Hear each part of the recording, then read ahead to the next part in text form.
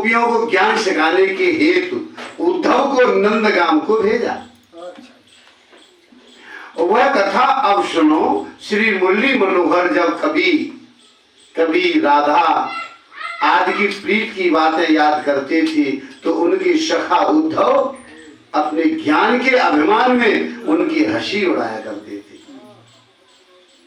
अतः एक दिन श्री मुरली मनोहर ने बलराम जी से कहा कि हे भैया, हमने अपने कथानुसार किसी आदमी को ब्रज को नहीं भेजा है, वहां के लोग अत्यंत चिंतित हो रहे होंगे, अतः किसी को भेजकर और धैर्य बनाना चाहिए। यह कहकर श्री मुरली मनोहर ने सोचा कि उद्धव को अपने ज्ञान का बड़ा अभिमान है, अतः गोपियों को ज्ञान उपदेश करने के लिए उसे ही वहां भेजना चाहिए। जो ज्ञान और भक्ति, हाँ, आज ज्ञान और भक्ति की टक्कर होगी, है? भक्ति ज्ञान को दबा देगी। ज्ञानी है अभिमानी कौन? उद्धव। और भक्ति कौन है? गोपी। यह निश्चय करके उन्होंने उद्धव को अपने पास बुलाकर इस प्रकार कहा, मित्र, नंद, यशोदा और राधा आज ब्रज के सभी गोपी ग्वाल इस समय मेरे विरह में बड़े दुखी हो रहे। मैंने उन्हें यह वचन देकर विदा किया था कि मैं फिर लौटकर तुम्हारे पास आऊंगा। इसी आशा में अपने प्राणों को रोके हुए मेरी प्रतीक्षा कर रहे। हे मित्र, उनके अटूट प्रेम के वश में हुआ मेरा भी मन बहुत व्याकुल रहता है। अतः मैं तुम्हें ज्ञानी तथा अपना परम प्रिय मित्र जानकर नंदगांव को भेजना चाहता हूँ। तुम वहां जाकर और नंद, यशोदा तथा गोपियों को ऐसा ज्ञान उपदेश करो जिससे उन्हें मेरे वियोग का दुख कम हो जाए। आज लौटते समय रोहिणी माता को भी अपने साथ लेते आना। आज उद्धव कहने लगे, हे प्रभु, मनुष्य को सांसारिक प्रेम को स्वप्न तथा मिथ्या समझकर केवल परब्रह्म प्रभु का ही ध्यान करना चाहिए। मैं आपकी आज्ञा के अनुसार ब्रज में जाकर गोपियों को निर्गुण ब्रह्म की उपासना का तत्व समझाऊंगा। निर्गुण, ज्ञानी निर्गुण को संभालेंगे और भक्ति सगुण को, साकार को। साकार जैसे हमारी जो भगवान की प्रतिमा है, जिन्होंने प्रभु राम और कृष्ण ने जैसे हमारे अवतार लिया है, वो साकार है और निराकार। निर्गुण तो ज्ञानी निर्गुण को और भक्ति सगुण का। उद्धव का ऐसा उत्तर सुनकर सुखदेव के श्री कृष्ण भगवान कहने लगे, उद्धव, गोपियां मेरे विरह में अत्यंत व्याकुल रहती है, सो तुम उन्हें ऐसा ज्ञानोपदेश करना कि वो मुझे संसारी रूप से स्मरण करना छोड़कर ईश्वर भाव से स्मरण किया करे। तुम नंद, यशोदा को ये समझाना कि वे मुझे पुत्र भाव को भुलाकर परमेश्वर भाव से माने। आज उद्धव कहने लगे, अच्छा प्रभु, मैं आपकी कथा अनुसार नंदगाम जाकर उन्हें यही समझाऊंगा। श्री श्याम सुंदर ने उद्धव को श्री नंद, यशोदा जी, राधा आज सभी गोपी वालों को एक ऐसा पत्र लिखा आज जिसमें सभी छोटे बड़े को दंडवत आशीष लिखकर आज गोपियों को ज्ञान उपदेश किया गया। श्री श्याम सुंदर ने उद्धव से यह कहा कि तुम इस पत्र को पढ़कर सब लोगों को सुना देना। उन्हें धैर्य बनाकर शीघ्र लौट आना। इतना कहकर श्री श्याम सुंदर ने उद्धव को अपनी वस्त्राभूषण पहनाई और रथ में बिठाकर विदा करते हुए आंखों में आंसू भरकर कहने लगी, हे उद्धव, यशोदा मैया से मेरा ये संदेशा कह देना कि वह अच्छी तरह रहे। कुछ दिनों में हम दोनों भाई उनके पास आएंगे। जिस दिन से उनसे विदा हुआ हूं उस दिन से मुझे कन्हैया कहकर कोई भी नहीं पुकारता। जिस दिन से दही माखन छूटा है उस दिन से मुझे भोजन अच्छा नहीं लगता। हे उद्धव, तो मेरी मैया से यह कहना कि तुम्हारी याद मुझे एक क्षण को भी नहीं भूलती। आज बलदेव जी ने भी रोते हुए कहने लगे, उद्धव, तो मेरी ओर से भी नंद, यशोदा से हाथ जोड़कर कह देना कि हम दोनों भैया शीघ्र ही आकर उनसे भेंट करेंगे, वे हमें अपना पुत्र जानकर कभी भूले नहीं। हे परीक्षित, जब वसुदेव जी को यह ज्ञात हुआ कि उद्धव नंदगांव को जा रहे हैं, उन्होंने नंद जी तथा यशोदा जी के लिए बहुशः उपहार देकर एक पत्र लिखा। तुमने हमारे पुत्रों का जो पालन किया है उसका ऋण हम अनेक जन्म लेकर भी कभी नहीं चुका सकेंगे। तुम श्री कृष्ण बलराम को यहाँ आकर देख जाया करो।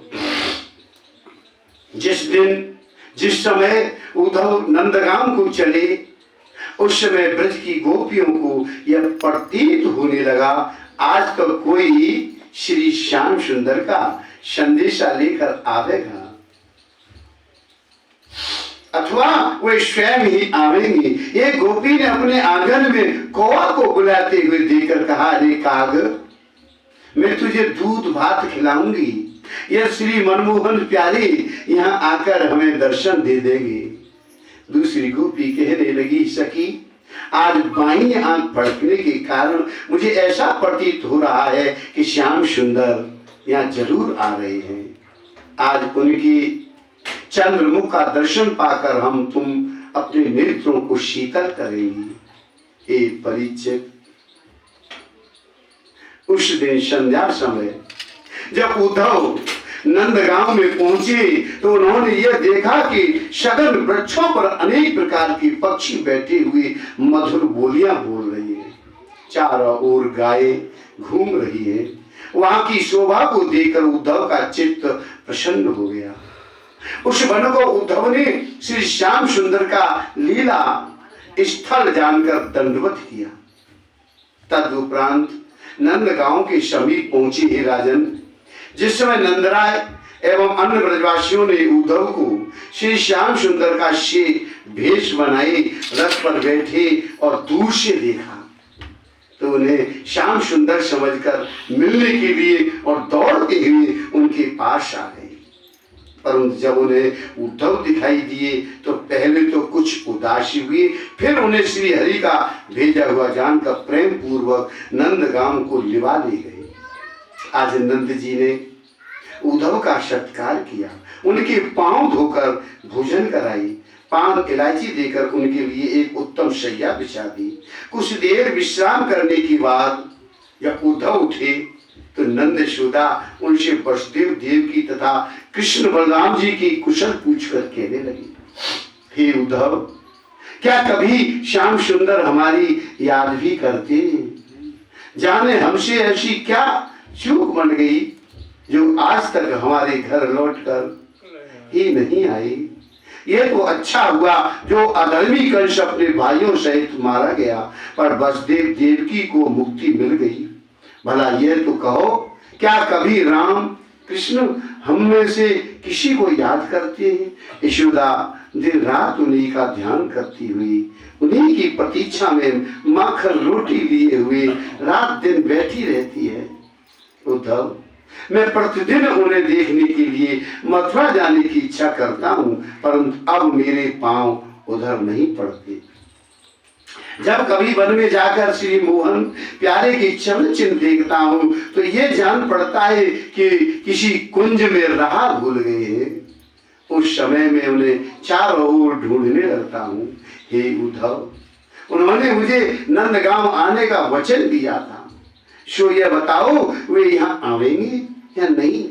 वे मुझे पिता कहती थी और मैं भी उन्हें अपना पुत्र समझता था। उन्होंने संकट काल में हम सभी ब्रजवासियों की रक्षा की। हे उद्धव, उन्होंने बाल्यावस्था में पूतना राक्षसी बर्तासुरात बड़े बड़े असुरों को मारकर काली नाग को यमुना से बाहर किया। उन्होंने अपने बाल चरित्रों द्वारा हमारा मन मोह लिया।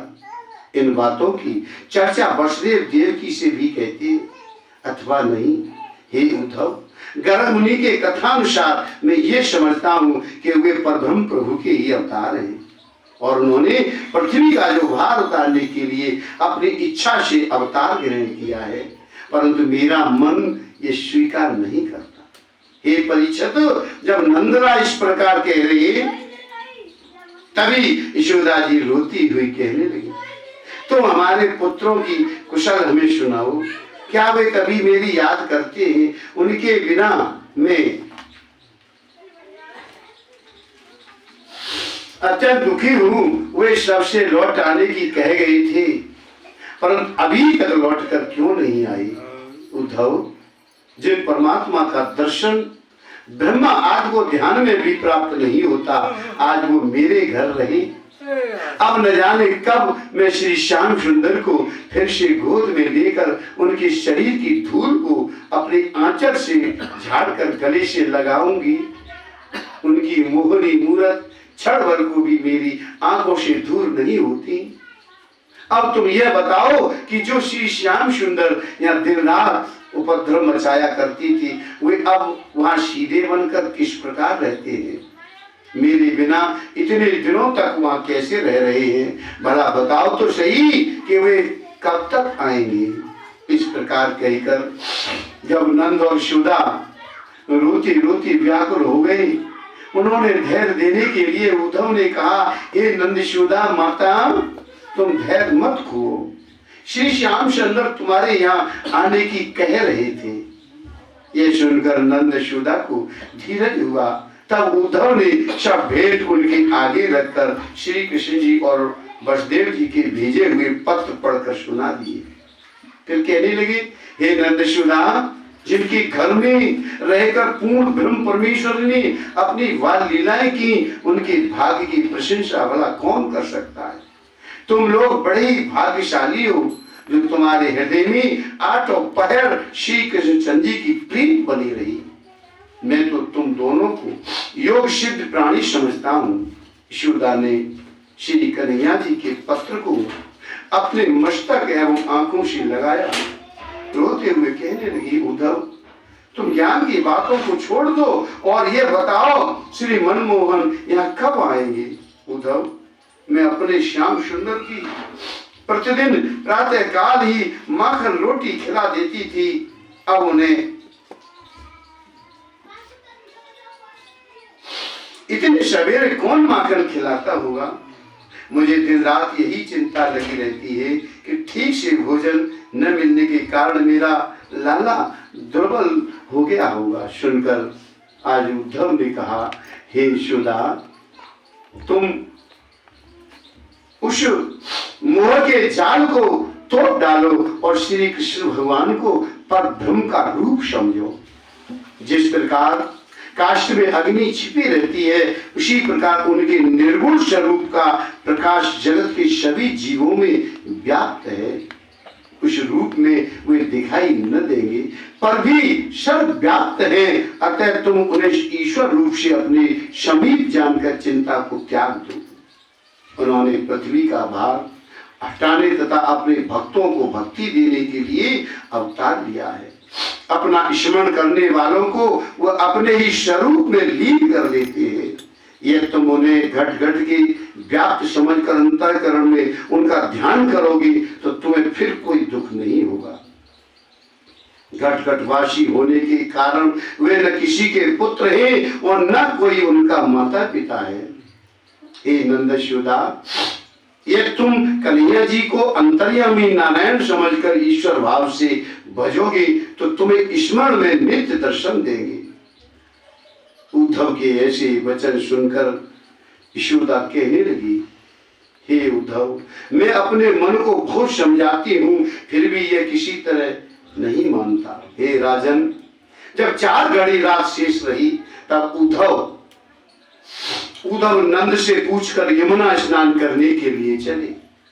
वे जिस द्वार के समीप होकर निकलती थी उसी घर में श्री हरि का गुणगान होते हुए सुनकर उन्हें बहुत आनंद प्राप्त होता था। जब उद्धव यमुना तट पर पहुंचकर स्नान करने के पश्चात संध्या वंदन आदि नित्य कर्म करने लगी, उसी समय सवेरा हो गया और सब गोपियां दूध दही के कामों से छुट्टी पाकर स्नान और जल भरने के लिए आ पहुंची।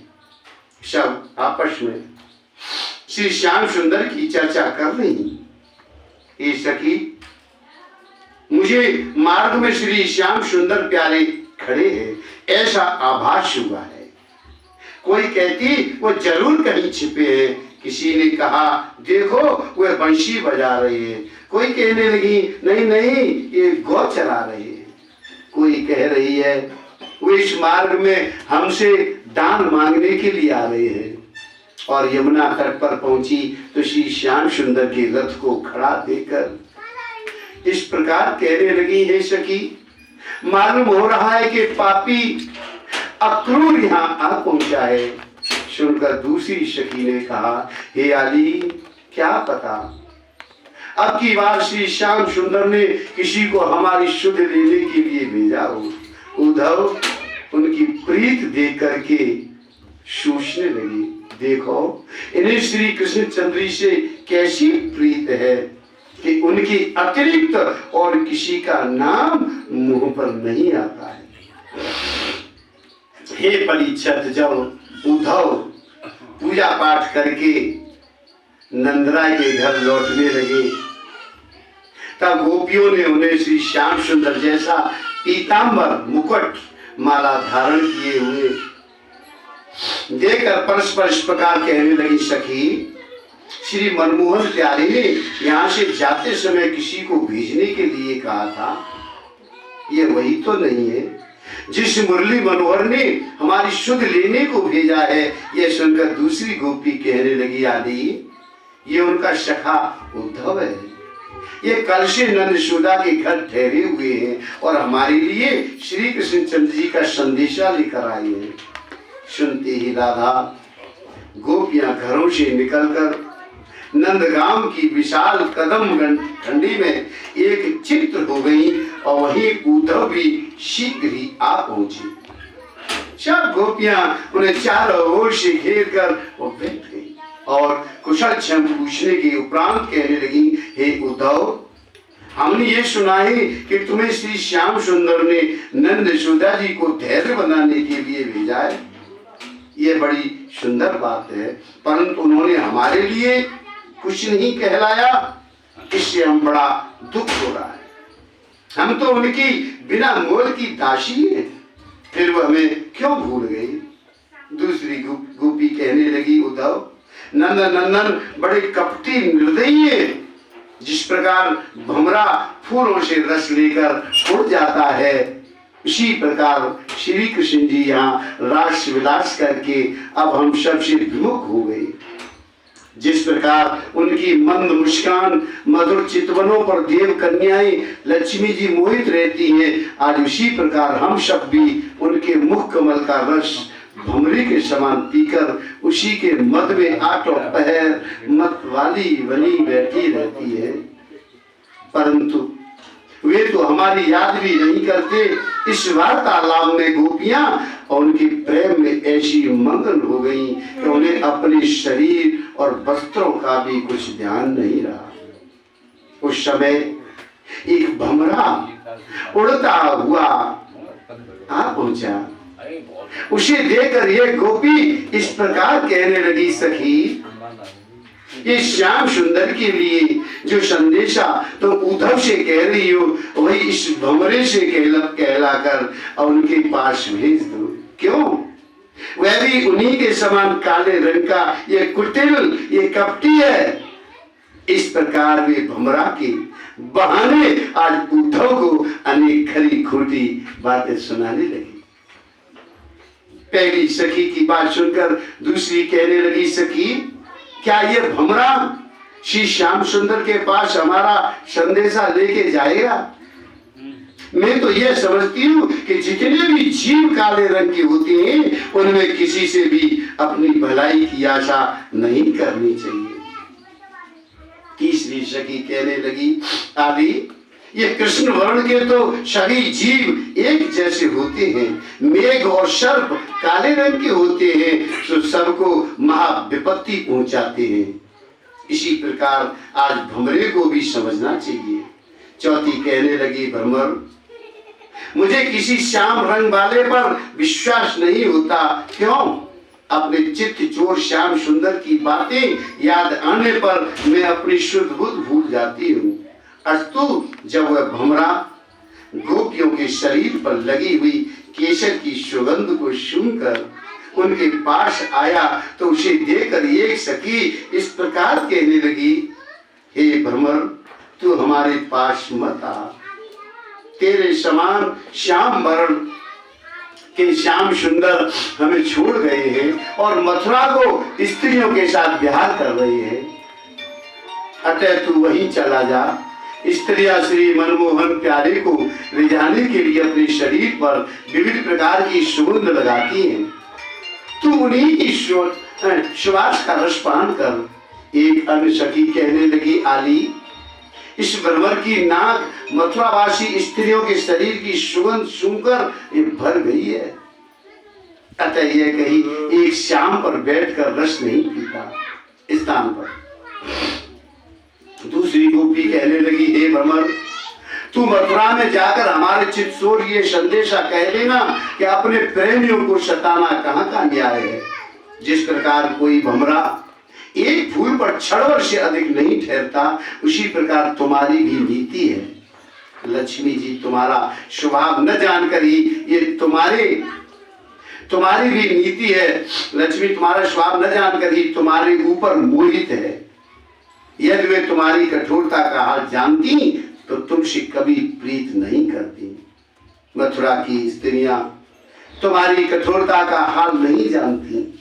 हम तो ये चाहती हैं कि उनकी प्रीत और तुम्हारा निर्दयपन दिन रात प्रतिदिन बढ़ जावे, जिससे उनका हाल भी हमारे समान हो जाए। आज तीसरी सखी कहने लगी है, भ्रमर, श्री श्याम सुंदर सब गुणों से परिपूर्ण है। आज देवलोक और मृत्युलोक की स्त्रियां उनके ऊपर मोहित रहती है, फिर हम गवारिनियों को कौन पूछे। चौथी गोपी कहने लगी, भ्रमर, तूने भी श्री माधव के चरण कमलों का रस पान किया है, इसी से तेरा नाम मधुकर है। तू कपटी है, श्याम सुंदर का मित्र है। अब तू दूत बनकर हमारे पास आया है। श्याम वर्ण के सभी जीव कपटी होते हैं, इसलिए तू हमें स्पर्श मत कर। एक अन्य सखी कहने लगी, भ्रमर, तू कुब्जा के अंग पर लगी हुई केसर का तिलक अपने मस्तक पर लगाकर हमें ठगने को आया है, परंतु जब हम कुब्जा दासी के समान भी नहीं है तो उनके पास जाकर क्या करेंगी। अब तू मथुरा में जाकर श्री कृष्ण जी के सन्मुख कुबड़ी के यश का गान कर। जिस प्रकार बहेलिया अलगोजा बजाकर हिरण को पकड़ लेता है, उसी प्रकार श्री बांके बिहारी में भी मुरली बजाकर हमें अपने प्रेम जाल में फंसा लिया है। एक परिचित जब गोपियां भमरे को सुनाकर आज उद्धव से मर्म वचन कह रही थी, उस समय ललिता सखी ने कहा, हे सखियों सुनो, श्री श्याम सुंदर प्यारे ने कोई इसी जन्म में ही कठोरता नहीं दिखाई है, वे तो सदा से ऐसा ही करते आए हैं। उन्होंने राम अवतार में बाली नामक बानर को निरपराध मारा, रावण की बहन शूर्पणखा के नाक कान कटवा लिए। अरे वामन अवतार के समय उन्होंने राजा बलि से छल करके जैसे धर्मात्मा ज्ञानी का राजपाट लेकर उसे पाताल भेज दिया। ये तुम यह कहो कि मैं ऐसे कपटी से प्रीत करके दुखी क्यों हो रही हूँ, तो अकेली मैं ही क्या, बड़े बड़े राजा भी अपने घर द्वार, राजपाट, स्त्री, पुत्र आदि को त्याग कर और उनकी भक्ति करने के लिए वन में वास करते। दूसरी गोपी कहने लगी, सखी, मैं नहीं समझती श्री कृष्ण जी को हमारे प्राण लेने से क्या लाभ होगा जो वे ऐसा व्यवहार कर रही है। तीसरी ने कहा, भंवर, हम लोगों ने यह सोचकर श्री मनोहर से प्रीत लगाई थी कि कुछ दिनों तक उसे निभाएंगे, परंतु वे तो अपनी मंद मुस्कान से हम लोगों के मन को चुराकर इस प्रकार अलग हो गए जैसे हमें जानते ही नहीं। यदि हम उन्हें ऐसा निष्ठुर जानती तो उनसे हम कदापि प्रेम नहीं करती। एक और सखी कहने लगी, आली, जो कुब्जा कंस की झूठन खाती थी, उनकी दासी थी, आज वो श्री श्याम सुंदर ने उसे अपनी पटरानी बना लिया। इस बात को सुनकर हम लोग तो लज्जावश किसी को मुंह भी नहीं दिखा सकती। आज दूसरी गोपी ने कहा, आली, देखो जिसे दीन दयालु और परमेश्वर का अवतार कहा जाता है, अब ऐसा कठोर बन गया है कि हमारा दुख दूर करने के लिए यहाँ तक भी नहीं आ सकता। संदेशा भिजवा कर हमारे कटे हुए पर आज नमक छिड़क रहा है। एक गोपी ने कहा, हे भ्रमर, तू उस चित्तचोर से यह जरूर पूछना कि अपनी निर्दयता त्याग कर कभी हमें दर्शन देंगे भी या नहीं। तब एक सखी ने उद्धव से कहा, हे उद्धव, श्री मुरली मनोहर एवं बलराम जी कभी हम लोगों को भी याद करते हैं अथवा नहीं। तभी दूसरी गोपी कहने लगी, आली, अब तो वे मथुरा की परम सुंदरी चतुर स्त्रियों के बीच में है, भला अब हम ग्वालियों की याद क्यों करने लगे? हम पहले ऐसा जानती तो उन्हें जाने ही नहीं देती। हे सखी, जिस प्रकार वर्षा ऋतु में मेघ पृथ्वी वन पर्वत आदि को ठंडा करता है, आज उसी प्रकार क्या कभी श्री मुरली मनोहर भी यहाँ आकर हमारे हृदय को प्रेम रूपी अग्नि को अपने दर्शन रूपी जल से शीतल करेंगे? इस बात को सुनकर एक दूसरी ओर कहने लगी, इन बातों से कोई मतलब सिद्ध नहीं होगा, तो मैं उद्धव से यह पूछना चाहिए कि यहाँ किस लिए आए हैं। तब एक सखी उद्धव से पूछने लगी, है उद्धव, तुम यहाँ क्यों आई? श्री कृष्ण भी कभी जाना चाहती अथवा नहीं। दूसरी सखी उसके बीच में बात काटते हुए कहने लगी, अरे पगली, ये क्यों नहीं पूछती है कि श्री कृष्णचंद्र जी ने कुबड़ी गुरु से कपट के अतिरिक्त कुछ दया धर्म भी सीखा है अथवा नहीं। तब तीसरी सखी कहने लगी, आली, वसुदेव जी ने श्री कृष्ण बलराम को हम अहीरों की संगति में रहने के कारण तीर्थ के जल से स्नान करवाकर जनेऊ पहनाया है। अब वे भला उन्हें यहाँ क्यों आने देंगी? उस समय एक अन्य गोपी ने श्री श्याम सुंदर के विरह सागर में मगन हो रही थी, झुंझलाकर इस प्रकार कहा, हे सखी, जब ये निष्ठुर तुम्हारी शुद्ध नहीं लेता तब तुम उसके संबंध में बार बार इतना सवाल क्यों कर रही हो? उसके ऐसे कठोर वचन सुन करके आज दूसरी गोपी कहने लगी, इस गवालिन के मुंह में आग लगे जो ऐसी बात कह रही है। उद्धव, तुम सच सच बताओ वे यहाँ कब आएंगे? तीसरी कहने लगी, पूछा, उद्धव, तुम हमारे प्राण बल्लभ के पास से आ रहे हो, इसलिए तुम्हारी चरणों की जो धूल है हमें अपने नेत्रों से लगाना उचित है। हे परिचित, गोपियों की ऐसी दशा को देखकर आज उद्धव अपने मन में विचार करने लगे कि भगवान श्री कृष्ण जी से ऐसी प्रीत तीनों लोकों में अन्य किसी की भी नहीं होगी।